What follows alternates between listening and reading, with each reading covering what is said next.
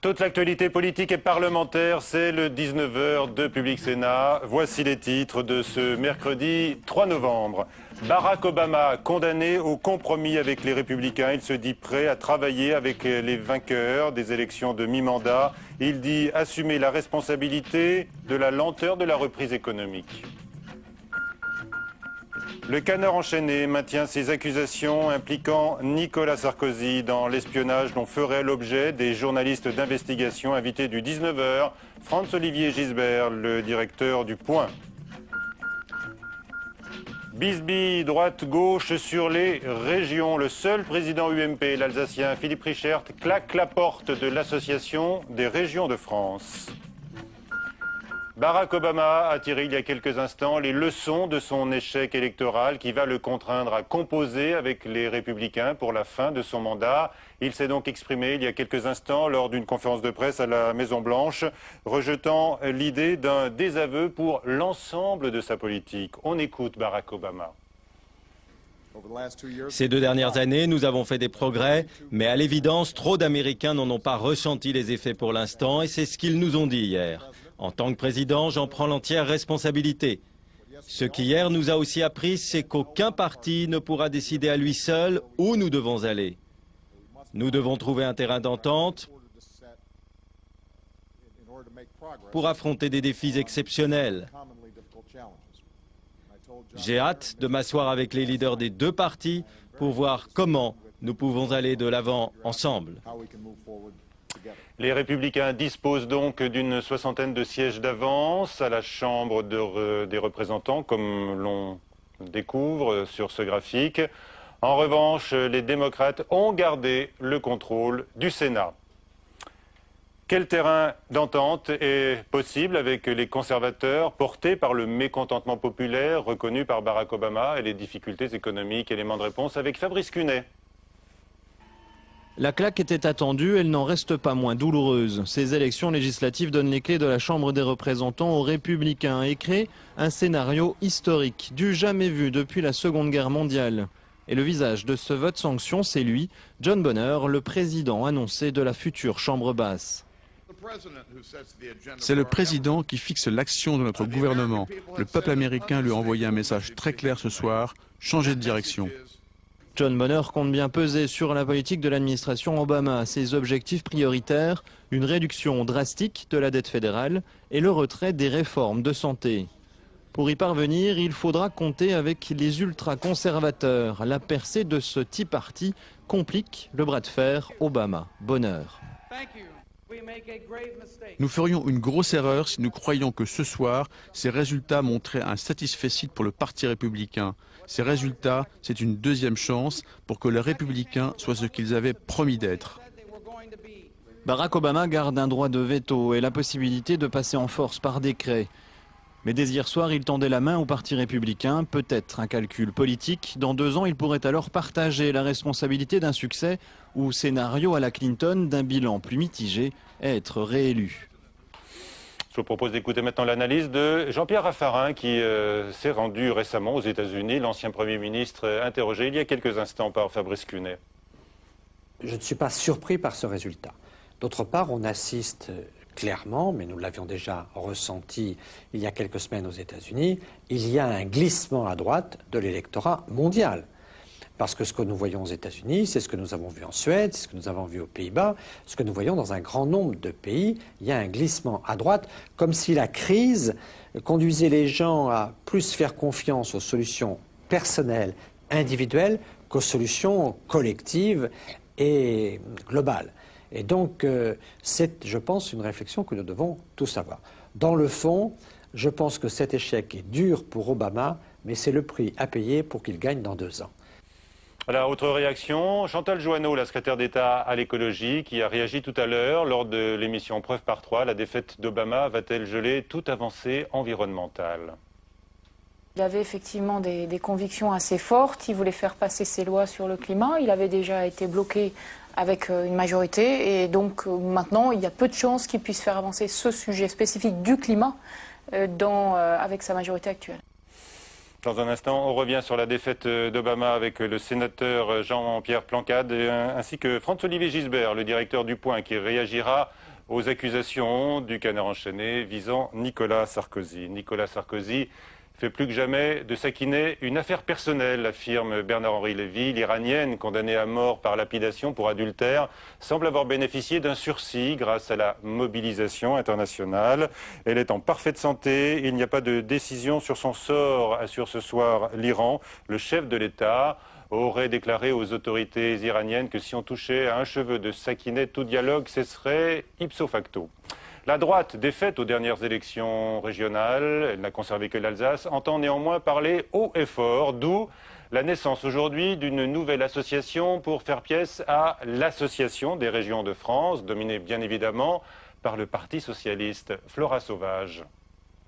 Petite querelle entre amis à l'ARF, l'Association des régions de France. Lassé d'être en minorité, Philippe Richert, le président UMP de la région Alsace, claque la porte de l'association. J'ai le sentiment qu'aujourd'hui, on veut être une association monocolore, alors qu'il est évident que pour représenter les régions, il faut représenter tout le panel de ceux qui aujourd'hui ont des responsabilités en région. Je le regrette profondément. À 2 jours du congrès annuel de l'Association des régions de France, l'annonce du président de la région Alsace fait mouche. Je pense qu'il faut qu'on soit ensemble.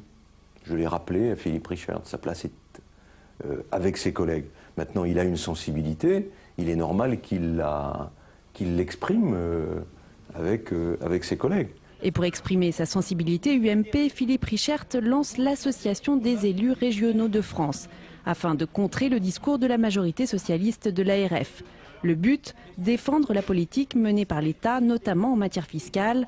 Exemple avec la ministre de l'Enseignement supérieur, également présidente du groupe UMP au Conseil régional d'Île-de-France. Si l'État essaye de diminuer sa dette en faisant des économies et que les régions continuent d'augmenter leur dette en saupoudrant et en éparpillant les crédits et en recrutant des fonctionnaires territoriaux, eh bien notre dette continuera à croître. Rejoint par la ministre de l'Enseignement supérieur et du conseiller en communication du président de la République, également conseiller régional, Philippe Richert a ouvert les hostilités dans le paysage des régions françaises.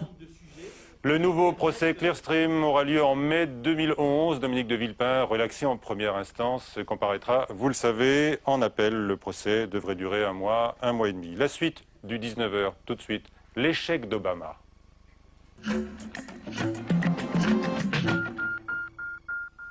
Nos 2 invités, Jean-Pierre Plancade, bonsoir, sénateur radical de la Haute-Garonne, et puis Franz-Olivier Gisbert, le directeur du Point, bonsoir, qui est là aussi pour nous parler de ce qui se passe aux États-Unis, mais pas seulement, on le verra un peu plus tard dans cette édition. Obama, la sanction, titre Le Monde ce soir. Qu'ont donc sanctionné les électeurs américains, selon vous, Monsieur Plancade? Écoutez, je trouve que le président Obama a été sanctionné injustement. Il est victime d'une crise dont il n'est pas responsable. Voilà, les subprimes, un crédit sur 8 est condamné, un crédit immobilier sur 8 est condamné à la mise en vente, 8 millions d'emplois perdus. Vous allez dire, c'est comme Sarkozy, quoi. On va laisser Sarkozy de côté. Mais attendez, mais attendez. C'est ce que attention à ce que vous dites, hein. J'ai bien vu votre étiquette politique, là, vous êtes dans un mauvais... Votre discours, il faut peut-être un peu le revoir, non? Écoutez, on parle des États-Unis. Ce qui est vrai aux États-Unis, peut-être vrai en France aussi. Ce qui est vrai aux États-Unis est peut-être vrai en France. Au moins, par exemple, M. Gisbert, sur les Tea Party. Donc, puisqu'on est dans le débat directement, sur les Tea Party. Entrons dans le débat directement. Voilà, sur les Tea Party. Les Tea Party, qu'est-ce que c'est? C'est au fond l'expression d'une grande peur. Mais c'est en ce sens qu'on est peut-être un peu ressemblant à la France. C'est au fond, vous savez, quand il y avait... c'est ni démocrate ni républicain, et en France, dans les années 60, 50, on avait sortez les sortants. Oui. Vous vous souvenez on a eu le Sidunati ensuite. Qui était dans ce registre. Vous trouvez beaucoup de circonstances atténuantes à Barack Obama, mais pas à Nicolas Sarkozy. Pourquoi? Non, mais attendez. Vous voulez me faire entrer dans un débat politicien pour lequel je ne suis pas venu. Et je me refuse d'y rentrer, non pas que je n'ai pas une idée là-dessus. Voilà. Vous m'invitez pour parler... Donnez votre idée, alors au moins. Mon idée, je vais vous la donner. Mon idée, c'est que je pense que, je vous le redis, c'est que je pense que Barack Obama est victime de quelque chose dont il n'est pas responsable, alors même qu'il a pris toute une série de mesures. Le plan de relance, la sécurité sociale. Alors, on nous explique que personne n'a compris. Très bien, c'est lui, mais les Américains n'ont pas changé. Avec François-Olivier Gisbert, un peu off, on exprimait une inquiétude.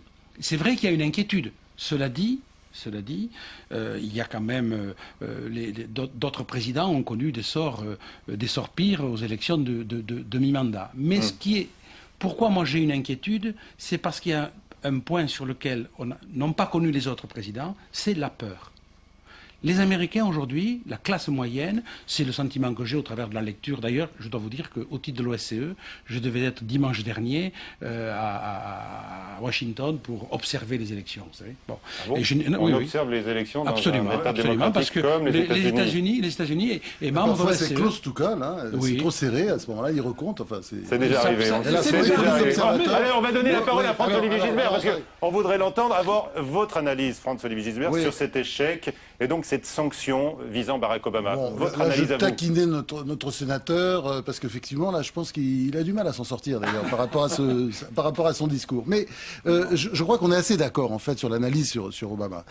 Moi, il y a d'abord une chose, et je suis frappé par l'inculture historique des médias, c'est-à-dire on nous annonce grande défaite historique, c'est incroyable, etc. Alors c'est vrai que la défaite est lourde dans la Chambre des représentants, mais cela étant, je vous signale quand même qu'il garde le Sénat, alors que c'était pas couru quand il a été élu il y a 2 ans. Oui. Et même, il augmente son avance, apparemment. Donc c'est pas le raz-de-marée annoncé. Je vous rappelle également que Reagan, qui a été quand même un président, je veux dire, historique, réélu avec des scores absolument incroyables, élu la première fois, c'était le président raz-de-marée, il a quand même eu des midterm elections absolument déplorables de la même façon.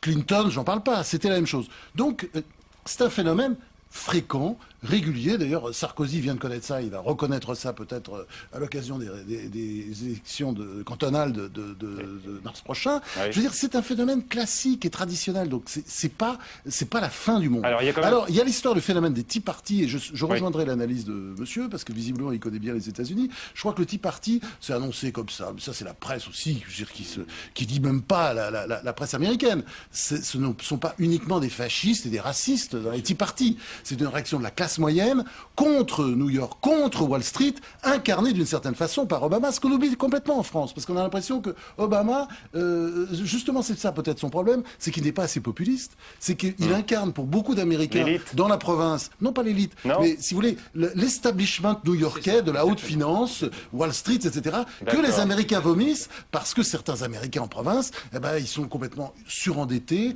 ils sont au chômage, etc. Et donc ils veulent donner un coup de balai, comme vous le disiez très bien d'ailleurs, c'est dehors les mais quel sortants. Contraste quand et donc, même. Vous dites qu'il incarne l'élitisme, enfin la distance, l'establishment. Alors justement, mais il y a 2 ans, il symbolisait l'espoir. Attendez, il va le resymboliser. Attendez, mais attendez, la politique c'est toujours une longue histoire. C'est des montagnes russes. On monte, on redescend, on se rebat. Et pour Nicolas Sarkozy. L'histoire d'Obama, non mais l'histoire d'Obama, elle est pas terminée. Mais bien entendu, enfin ça s'arrête pas aujourd'hui. C'est grotesque de penser ça. Aujourd'hui, bon, il va gouverner avec les Républicains, c'est un démocrate. Gouverner, ça veut dire quoi? Non, mais, ne rien faire. Mais pas ne rien faire. Mais enfin, c'est pas la première fois. Ne pas appliquer son programme. Mais l'Amérique a l'habitude de ce genre de système. Et puis ça va changer dans 2 ans vraisemblablement. Et je dirais, le problème, si vous voulez, fondamental, et ça on en parlait, parce que la petite inquiétude qu'on peut avoir sur Obama, moi je pense que c'est le peuple. C'est-à-dire, je pense que c'est quelqu'un. Moi, j'ai vécu aux États-Unis, j'ai suivi l'état d'élection présidentielle. C'est un peu américain aussi. Non, je trouve qu'il a. Ouais, je suis même. Mais je suis aussi français. Mais je trouve qu'il a. Regardez, il a beaucoup d'allure. Bon, il a énormément de charisme. Ça, il y a un seul souci. Il n'a pas perdu sa classe. Une classe absolument incroyable. Mais il y a un seul souci par rapport à d'autres présidents américains. Et c'est là qu'on aborde le côté populiste. Je trouve qu'il est un petit peu moins populiste dans la mesure où il y a moins d'humour, moins d'autodérision. On voit quand il en fait de temps en temps, quand il va dans les talk shows, on a l'impression que ce sont des phrases qu'il a appris par cœur pour justement avoir l'air populiste. On fait tous, on fait ça. Non, mais regardez. Non, ils n'ont pas leur gaffeur. Reagan était un personnage qui faisait des blagues systématiquement. Même, souvenez-vous, la tentative d'attentat. Chéri dit à sa femme, désolé, j'ai oublié de me baisser, etc. Enfin, il fait 3 blagues. Regardez George Bush, fils, pourtant qui était un président déplorable et détestable. Des gaffes involontaires, non. Mais aussi des gaffes volontaires. Et les gens l'aimaient, il faisait rire. Clinton, j'en parle pas, extrêmement sympathique. Enfin, et c'est ça. Bush est un petit peu, par rapport à à Bush et les autres, il est un petit peu en retrait. Alors, Obama. Monsieur Blanquade, qu'est-ce que vous dites sur la suite de son mandat, notamment sur les questions internationales qui nous concernent tous? Qu'est-ce qu'on peut imaginer comme répercussion, par exemple, sur la guerre en Afghanistan ou sur le processus de paix au Proche-Orient, dans lequel Obama s'est impliqué fortement ces dernières semaines? D'abord, je voudrais dire que je suis en accord vraiment parfait, bien que n'étant pas américain, un accord parfait avec ce qu'il vient de dire, avec ce que vient de dire François-Olivier Gisbert, sur la description de ce côté snob et intellectuel new-yorkais qu'incarne Obama. C'est incroyable, mais c'est comme ça. Clinton, quand on connaît Clinton, moi j'ai eu la chance de le rencontrer 2 ou 3 fois, c'est un homme affable, à l'écoute, attentif. Une sorte de plouc de l'Arkansas, quoi. Je veux dire, lui, non mais vous voyez ce que je veux dire? Non, il n'a pas la classe d'Obama.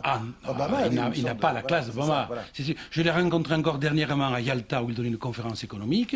Et vous allez vous asseoir à côté de lui sans qu'il y ait 4 gardes du corps. Il est marrant, il est voilà, il fait des blagues tout le temps. Et Obama reste très distant. Et ça, les Américains, ils aiment les gens qui leur parlent chaleureusement. Voilà. Et ça, c'est ce côté un peu grand enfant qui demeure. Alors, l'avenir. L'inquiétude que j'ai, la vie politique d'Obama n'est pas terminée, bien entendu. Il faut arrêter, il ne faut pas se laisser aller comme ça. Bon, bref. Il a le Sénat, c'est important. Il a quand même le Sénat. Et c'est pas rien. La seule inquiétude que j'ai, c'est la peur. Parce que ce vote des Tea Party, c'est la peur. Peur du lendemain, peur de ne pas payer les retraites, peur d'avoir un système de retraite qui ne marche plus. Je vous rappelle qu'il y a 5 000 milliards qui sont partis comme ça à la suite de la crise. Bon, et donc, la peur, c'est quelque chose d'irraisonné. On ne sait pas trop. On fait payer à Obama quelque chose qu'il ne mérite pas. Non, je ne suis pas d'accord. Parce qu'on fait payer à Obama quelque chose qu'il a fait. C'est-à-dire que pendant ses premiers mois de règne, il n'a pas touché au système de Wall Street. Et c'est après une élection partielle qu'il a perdu dans le Massachusetts, dans un vieux fief démocrate, qu'il a commencé à s'inquiéter, qu'il a commencé à prendre des mesures contre les banquiers. Et ce que veut cette Amérique-là, des Tea Party, etc., vous savez, en dehors tout le reste, c'est un mouvement diffus, populiste, comme on veut, etc. Ce qu'il veut aussi, c'est des sanctions. Ce qu'il veut, c'est plus jamais ça. Plus jamais une crise comme celle de Wall Street, où finalement des tas de gens ont ruiné des millions d'Américains, et puis d'autres personnes dans le monde, et sont repartis les poches pleines, parce que c'est quand même ça l'histoire. Plein les fouilles. Voilà. Et ça, c'est quand même un scandale avec lequel on vit encore aujourd'hui. Et je pense que quand on est au fin fond de l'Amérique, c'est vrai aussi quand on est au fin fond de la France, et qu'on voit tous ces gens comme ça, qui sont toujours en train de pavaner, et qui ont quand même construit ce système, qui a ruiné les classes moyennes en particulier, c'est vrai qu'on peut comprendre cette colère. Et là, Obama doit y répondre. Il a commencé à y répondre après son échec dans le Massachusetts il y a quelque temps. Je pense qu'il doit remettre une petite couche. Et là-dessus, il aura certainement l'accord des Républicains, contrairement à ce qu'on peut penser. Contre les goinfs. Oui, absolument. Vous dénoncez régulièrement dans le Point. Et là, François-Olivier Gisbert, vous n'aimez pas... Oui, vous l'avez écrit. Et j'ai une question du nouvelops.com. Et oui, on les aime aussi. Ce sont nos partenaires pour François-Olivier Gisbert. Cette question, c'est... l'Observateur, n'oubliez pas. Ils vous ont bien écouté tous les deux. L'Observateur mène à tout, en condition d'en sortir. Croyez-vous à la réélection d'Obama? Eh bien, il y a une forte majorité de oui. Vous voyez, 69% des internautes. Je vous interrogeais sur la politique internationale d'Obama. Il s'est engagé, je le disais, notamment sur le processus de paix. Est-ce que là, vous avez des craintes l'un et l'autre pour sortir de la politique purement américaine? Quand vous parlez du processus de paix, vous faites allusion à l'Afghanistan, au retrait de l'Irak, en Palestine, Israël? Oui, d'abord. Voilà. C'est Palestine-Israël, sur le conflit du Proche-Orient, il est allé très vite. Peut-être trop vite. Peut-être trop vite. J'arrive justement d'Israël et de Palestine. Et je dois dire que quand on est off avec les responsables politiques palestiniens, puisqu'on a passé plus de 2 heures à discuter avec Salam Fayyad, et en fait, aujourd'hui, quand il a pris cette position directement, parce que j'attire votre attention sur le fait qu'il y a Hillary Clinton, mais elle n'est pas dans la garde rapprochée d'Obama, et notamment sur le Moyen-Orient. Mais elle connaît bien le dossier. Elle connaît parfaitement le dossier. Je pense que c'est une de celles qu'il connaît le mieux. Voilà, pour être clair. Et je regrette, moi, qu'elle ne soit pas directement dans cette équipe restreinte qui est autour d'Obama. Parce qu'elle est une concurrente potentielle, vous le savez aussi, pour... 2012. Tout ça est en filigrane, naturellement. Mais de toute façon, ce qui devra être sera. Mais quand le président des États-Unis, dans ce conflit-là, prend une position en mettant la barre très haute, notamment sur les territoires occupés, la réaction d'un responsable palestinien, c'est de dire au fond, moi je ne peux pas mettre dans une négociation la barre plus basse que ce que l'a mis le président des États-Unis lui-même. Voilà. Et donc, au lieu d'être un élément au fond, pour avancer le dialogue, c'est un moment de blocage qui n'est ni voulu par les Israéliens, ni voulu par les Palestiniens. Alors il faut qu'il débloque cette situation. Je pense qu'aujourd'hui, il va commencer à apprendre à faire des compromis un peu avec tout le monde pour faire avancer son pays et la paix, quelque part. Voilà, ce qu'on pouvait dire. Sur Obama, encore un mot, hein? Oui, mais moi je pense que... Moi je suis assez optimiste tout de même, parce que c'est vrai que c'est pas un grand spécialiste de politique étrangère, hein, c'est clair, vous l'avez dit, d'ailleurs, un mot choisi, mais je pense qu'il a toutes les capacités pour le devenir, il a surtout une volonté très forte. Voilà. Moi je fais confiance à cette volonté, parce que c'est quelqu'un de très structuré mentalement, et il peut tout à fait arriver à une solution que le père de Bush, qui était un grand président, lui, le père de Bush, contrairement au fils, le père de Bush était tout près d'arriver à quelque chose, souvenez-vous, quand il était battu. Allez, voilà ce qu'on pouvait dire sur Obama. C'est des idées peut-être différentes de celles qui sont rabâchées depuis la nuit dernière, François-Olivier Gisbert. Oui, c'est mieux. Hein. Allez, on va parler maintenant des accusations du Canard enchaîné, avec vous deux. L'hebdomadaire accuse Nicolas Sarkozy, et vous le savez, de superviser lui-même l'espionnage de journalistes. On ne s'est pas lancé sans biscuit, affirme aujourd'hui Claude Angély, le directeur du Canard. Thomas Raguet, sur une affaire qui conduit la gauche à attaquer et la droite à esquiver. Un petit mot sur les révélations du Canard enchaîné. Bon, écoutez, vous savez, on ne va pas faire la foi de tous les sujets. Vous allez vous faire mal, vous allez vous cogner. Rien à dire. Franchement, j'aime pas lu le Canard. Difficile aujourd'hui d'obtenir des commentaires de la part des responsables de la majorité sur les révélations du Canard enchaîné. Moi, je commente pas les rumeurs, désolé. Des rumeurs pour la droite. À gauche, en revanche, on prend ces informations très au sérieux. Je souhaite qu'effectivement on puisse au Parlement, comme au sein de la justice, mettre tout en œuvre pour que la clarté soit faite et que ces procédés s'arrêtent. Je suis effectivement pour que le Parti socialiste prenne toutes ses responsabilités en la matière et demande l'audition d'un certain nombre de personnages dont le jeu est manifestement trouble. Des velléités d'enquête balayées d'un revers de la main par l'UMP. Moi, je pense que la gauche ne sait plus quoi dire et plus quoi faire pour essayer de créer de la polémique inutile. Je pense encore une fois que tout cela, ce sont des allégations et il y a d'autres sujets fondamentaux dont il faut s'occuper pour le pays. C'est d'ailleurs ce que fait la majorité. Si à l'UMP, on a plutôt parlé éducation aujourd'hui, à gauche, plusieurs voix s'élèvent ce soir pour que l'affaire n'en reste pas là. Après les vols d'ordinateurs de plusieurs journalistes, ces révélations pourraient augmenter d'un cran le malaise perceptible entre les médias et le pouvoir. François-Olivier Gisbert, croyez-vous à ces accusations du Canard enchaîné qualifiées de farfelues par l'Élysée? Ah non, pour moi, ils ne sont pas farfelus. Le Canard enchaîné, vous savez, moi, ça fait des années que je suis journaliste, hélas, vous voyez les cheveux blancs, je lis le Canard enchaîné, et je constate quand même que la plupart du temps, ces informations sont sérieuses et vérifiées. Donc c'est sûr qu'il y a un problème. La question qu'on doit tous se poser, c'est est-ce que c'est la fin du monde? Est-ce qu'on on est entré dans une nouvelle forme de dictature? Ce que sous-entendent un certain nombre parfois même de confrères, je ne crois pas. Mais je pense que des mœurs qui sont apparues d'ailleurs dès le début de la Ve République et qui étaient courantes sous la 4e, hein, regardez tous ces scandales, ça continue. C'est-à-dire qu'en France, il y a une espèce de tragédie française qui fait qu'on reste toujours un peu une république bananière. C'est pas nouveau. Le Canard enchaîné, je vous signale, publier des choses... Micros, hein, avec des micros chez lui, c'était sous Pompidou. Sous Mitterrand, c'était pas triste non plus. Sous Chirac, j'en parle pas. Cabinet noir de François Mitterrand qui écoutait les conversations. C'était pas mal aussi. Ah bon? Donc, oui, souvenez-vous. Enfin, les carnets Bertrand, tout ça, vous avez entendu parler de tout ça.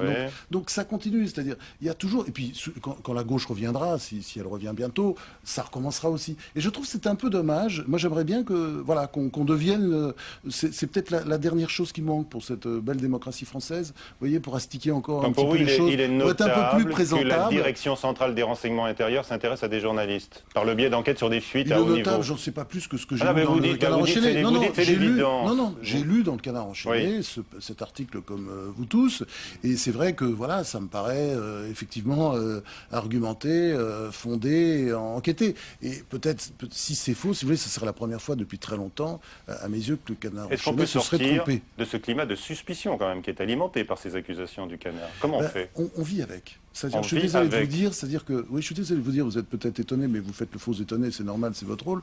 Mais on vit avec, c'est-à-dire que on sait, d'ailleurs, tous les journalistes normaux depuis des années, mais c'est pas depuis l'élection de. Mais on s'en indigne aussi. C'est pas depuis l'élection de Nicolas Sarkozy, bien sûr, on s'en indigne. Mais finalement, à la longue, c'est vrai qu'on finit par s'habituer, parfois pas en sourire. Moi, j'ai vu un certain nombre de confrères qui ont porté plainte quand ils ont découvert qu'ils étaient écoutés par Mitterrand. D'ailleurs, j'étais dans la liste. On m'a dit, tu portes plainte. Je dis, pas du tout. Enfin, je veux dire, de toute façon, c'est évident que voilà, on est écouté. Et je veux dire, même, on nous dirait qu'on ne l'est pas, on fait de toute façon attention. Et je veux dire, je pense que notre métier, d'abord, ça consiste à protéger les sources, quelles qu'elles soient. Et c'est vrai, par exemple, vous parliez tout à l'heure des vols, il y a des vols d'ordinateurs au point. Vous avez changé les cadenas. Comme par hasard, un journaliste d'investigation, Hervé Gattéo, vous pensez qu'il y a une source, qu'il y a un seul truc intéressant dans l'ordinateur? Bien sûr que non, parce que depuis très longtemps, on a appris à travailler, on appelle depuis les standards, pas d'écoute, on appelle depuis les cabines téléphoniques, vous savez, comme autrefois, comme dans les films d'Humphrey Bogart. Et puis voilà, et le bloc-notes dans les poches, ça remplit un peu les poches. Surtout, rien dans les ordinateurs, rien dans les téléphones, tout le monde peut rentrer dedans. Et si vous voulez, c'est pas forcément l'État, d'ailleurs, en tant que tel. Bon, les RG ont disparu, mais on découvre qu'ils ont été récréés à chaque fois. C'est le chef de l'État, là, qui est mis en cause directement par Claude Angeli. Si vous voulez, le chef de l'État, oui, vous pensez que vous gênez en posant la question, mais non, c'est le système qui continue. Non, parce qu'à la fois, vous dites qu'il faut s'indigner, mais vous banalisez en même temps ces pratiques qui ont toujours eu cours. Oui, ça s'inscrit dans l'histoire de la Ve République, et même avant. Je relativise, c'est-à-dire que je ne banalise pas parce que je suis choqué. Et moi, je suis démocrate, je crois à la République, j'aime notre République, je trouve que la France, elle a beaucoup de choses à apprendre au monde, mais c'est vrai, on a des petites tâches comme ça dans notre démocratie qu'on devrait nettoyer. C'est absurde, il faut arrêter ce système. Et vous savez, quand vous avez un peu d'expérience, vous avez entendu 50 ministres de l'Intérieur sous des noms divers, avec des étiquettes politiques de droite ou de gauche, annoncer solennellement qu'ils suppriment les RG, les renseignements généraux qui renaissent toujours sous une nouvelle forme. C'est grotesque. On n'a pas besoin de renseignements généraux dans ce pays. République bananière, dit Franz-Olivier Gisbert. Jean-Pierre Plancade, votre réaction? Franz-Olivier Gisbert a dit République bananière, mais il n'a pas dit que ça. Il ne faut pas sortir. C'est une habitude qui est désagréable aussi. Voilà. Moi j'ai lu. Mais oui. Je ne vais pas attaquer. Non, mais écoutez-moi. Moi, j'ai lu Le Canard enchaîné. Voilà. Et effectivement, en général, quand le Canard enchaîné porte une accusation, souvent, très souvent... Ça leur arrive de se tromper aussi. Hein, ils le disent après. C'est mes 99%. Mais c'est pas mal. La marge d'erreur est faible dans le Canard enchaîné. Mais par contre, je ne sais pas si je pourrais en placer une, voilà, mais il va me laisser pleurer. Voilà. Monsieur le sénateur. Non, monsieur Gisbert, je suis un fan, donc vous pouvez vous permettre beaucoup de choses. Sauf que moi maintenant je suis très prudent sur ce qu'annonce la presse. Tout le temps on a vu des choses qui sont montées à l'excès et puis la montagne accouche de souris. Une accusation est portée. Ben écoutez, ça fait partie, vous l'avez dit, je suis d'accord avec vous. Ce qui est banal, c'est pas l'acte lui-même, c'est le fait qu'on puisse en parler publiquement tout le temps, parce que maintenant on vit avec ça en permanence. Voilà. Alors c'est choquant, si c'est vrai, c'est choquant, et le président doit s'en expliquer. Point. Voilà. Et si c'est pas vrai, il l'explique, c'est pas vrai. Vous attendez cette explication vous-même, Franz-Olivier Gisbert? Oui. Vous la réclamez? Je le réclame pas, parce que de toute façon, attendez, vous pensez qu'il va le faire parce que je le demande? Mais sérieusement, il n'y a aucune chance. Il n'y a même aucune chance, vous demandez à d'autres. Mais non, la question qu'on peut se poser, c'est vrai, moi j'ai toujours été frappé de voir, c'est pas vrai seulement sous ce président, mais ses amis les plus proches, souvent, dans les conversations téléphoniques, prennent soin de ne jamais prononcer son nom. Ça m'a toujours frappé. Pourquoi? Devinez. Parce qu'évidemment, sinon, tous les mécanismes se mettent en route, et l'écoute commence, parce que, évidemment, on n'écoute pas tout le monde systématiquement, mais il y a des mots-clés comme ça qui font que l'écoute commence. Et si vous voulez, il y a des tas de petits signes comme ça qui montrent que, voilà, mais ce n'est pas nouveau. Moi, je suis choqué. D'accord. Je serai toujours choqué. De toute façon, quand on fait ce métier de journaliste, on est toujours, par définition, choqué par plein de choses.